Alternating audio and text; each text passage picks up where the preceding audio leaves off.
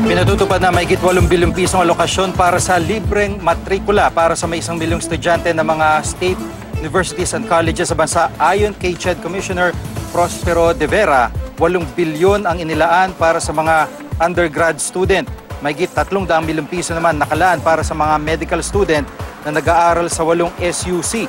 Ang mga medical student meron daw return service agreement kung saan sa kada taon na libre ang kanilang tuition ay kailangan nilang tapatan ng 1 taong serbisyo bilang resident doctor sa mga ospital ng gobyerno o di kaya bilang doctor to the barrio.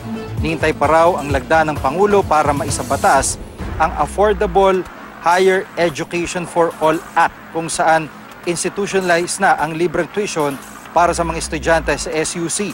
Ayon pa sa CHED, aabisuhan nila ang lahat ng universidad at kolehiyo sa bansa na tanggapin ang mga transferee mula sa Marawi. Yan ay kahit hindi pa nila maisusumite ang kanilang mga dokumento dahil sa gulo doon. Sakop daw ng ilalabas na abiso mga pribado at pampublikong universidad at kolehiyo. Aprobado na rin daw ang implementing rules and regulations kaugnay ng 5,000 pisong cash assistance para sa mga estudyante sa kolehiyo na naapektuhan ng super bagyong Yolanda noong 2013. Mahigit 500 milyong pisong pondo ang nakalaan para dito.